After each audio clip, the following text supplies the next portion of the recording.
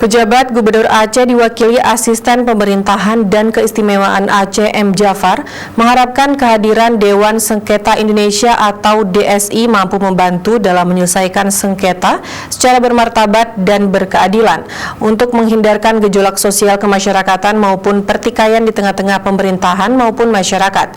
Hal itu disampaikan pada sidang terbuka penandatanganan fakta integritas, pengambilan sumpah dan pelantikan profesi mediator, adjudikator, konsiliator, arbiter di wilayah Aceh di Banda Aceh pada Senin 28 November 2022.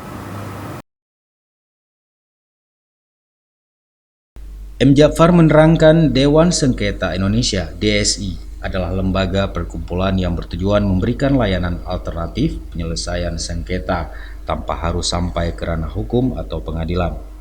Melalui instrumen kelembagaan, DSI maupun dengan menggunakan kompetensi keahlian individu masing-masing, mediator, adjudikator, konsiliator. Melalui instrumen kelembagaan, DSI maupun dengan menggunakan kompetensi keahlian individu masing-masing, mediator, adjudikator, konsiliator, dan arbiter yang terdapat di DSI. Mediator non-hakim yang disiapkan dan terdaftar di DSI punya kemampuan mumpuni. Mereka mempunyai kompetensi dan bersertifikat dari Mahkamah Agung dan Badan Nasional Sertifikasi Profesi (BNSP). Lembaga DSI Terang Jafar terbentuk sejak 2020 lalu. Kendati masih berusia muda, DSI selama ini telah menunjukkan andilnya dalam 45 layanan penyelesaian sengketa di tanah air yang mencakup terkait sengketa properti, konstruksi, tanah, perindustrian, hingga perceraian. Menurut Jafar, sistem kerja DSI sangat sesuai dengan kearifan lokal masyarakat Aceh, yaitu mengedepankan musyawarah dan mufakat dalam menyelesaikan berbagai sengketa, di mana kondisi itu masih terus berlangsung hingga sekarang di kampung-kampung dengan sistem peradilan adat sebagai alternatif penyelesaian sengketa.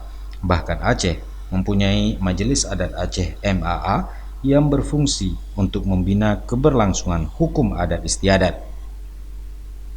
MAA dan DSI telah menandatangani perjanjian kerjasama dengan harapan adanya sinergitas untuk mensosialisasikan alternatif penyelesaian sengketa dan penguatan pelaksanaannya melalui pendidikan oleh pelaksana peradilan adat Aceh pada Maret 2022 lalu di Semarang, Jawa Tengah.